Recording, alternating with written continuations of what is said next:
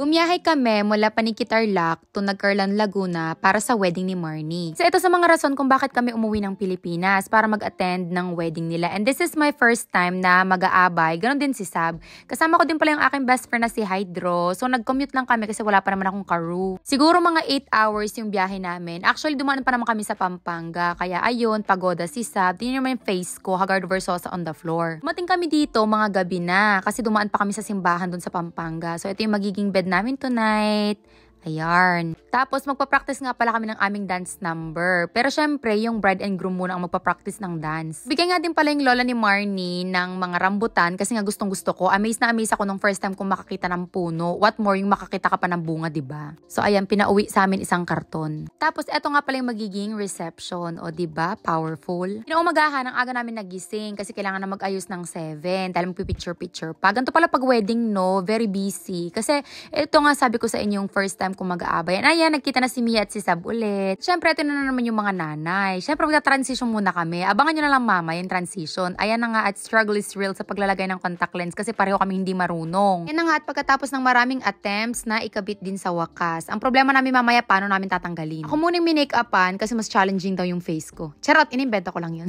Habang minimake-upan ako, tinirintas na rin ni Irish si Sab. And ayan yung kinalabasan. O, diba? Ang ganda. Ayan at nagbanding muna ang dalawang bagets. Kasi diba, ang tagal nilang hindi kita. Si Sab, mahilig siya sa mga bata kasi yung mga pinsan niya maliliit pa parang kay Mia. Ito na nga ang behind the scenes sa mga pangmalakasang wedding pictures. Kaso na-stress ako sa kulot ko, nag-i-straight na siya.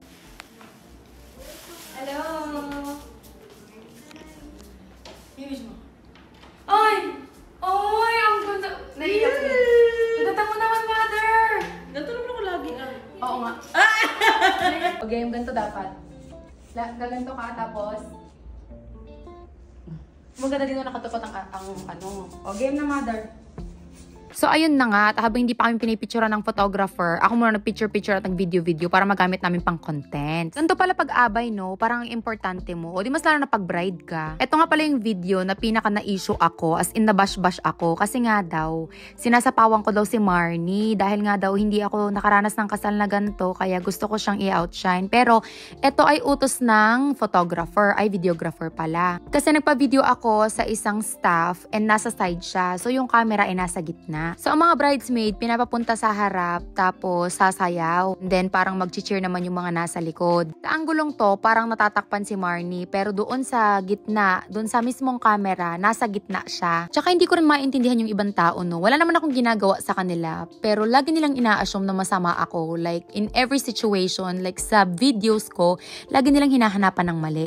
Even sa wedding ng best friend ko, gusto nila akong pagmukaing masama. Anyway, habang busy-busy ang bride, kami ng mga bridesmaid, ayan, nag-transition pa. Kaya mo ba yarn? Meron din dito, dalawang napaka-cute na bagets. At saka syempre, hindi pwedeng hindi ako mag-video. Ayan, F na F ko tong gown ko, ang slit hanggang singit. Charot. Ayan na nga at magsisimula na ang ceremony. Ayan si Irish at si Matt, ako at saka yung aking matalik na kaibigan si Hydro. Ngayon lang ako talaga kinuhang abay. Most of the time, kinukuha akong ninang. Kapag naman hindi ninang o inimbita lang sa kasal pero second batch sa pagkainan.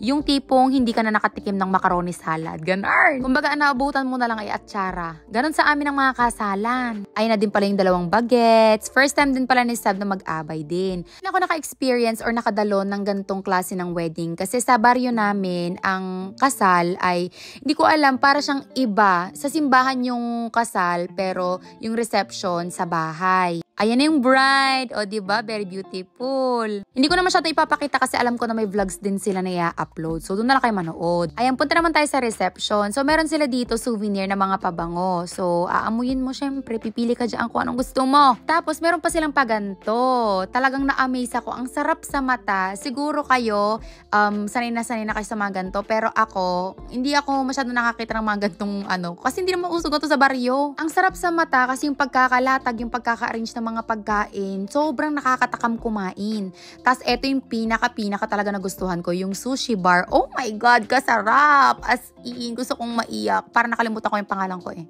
Meron din sila ditong mga bartender, pero ako, hindi ko talaga bet uminom kasi nga, babiyahe pa ako. Tapos, yung mga tables, may nakalagay na pangalan. Talagang, alam nyo naman ako galing baryo sa amin. Kung sino ang nandyan, ang mga abay, ninang, kung sino ang pinakamaraming tupak, yun ang unang uupo. Tapos, second batch ka, kapag hindi ka masyadong importante. Pero anyway, this kasal, ako ay isa sa mga importante. Bakla talaga damang-daman yung outfit niya, pak. Nag-change na rin ako ng shoes kasi hindi ko na kinaya yung sandals. Ang sakit sa paa. Pagkatapos ko magsawa sa sushi, pumunta na ako dun sa may pabango at namili na ako kung anong gusto ko. Dalawang kinuha ko kasi tag-isa naman kami ni Sab ng staff. If ever na ikakasal kayo or may pa-event kayo, ito yung i-contact nyo, si Tali. Kaso hindi ko alam kung anong Instagram nila. O ayan, Ilocana, Batangganya represents. Ito din pala yung mga kasama kong bridesmaid na super ka-close ko na at kasundo ko talaga kasi ang babait. Ito talaga ang pasabog. O, pak, may pa-fireworks. May pa-grand entrance din ang mga bridesmaid tsaka groomsmen. Tama ba, groomsmen? Meron din kaming pa-surprise dance number na napakahihirap ng step.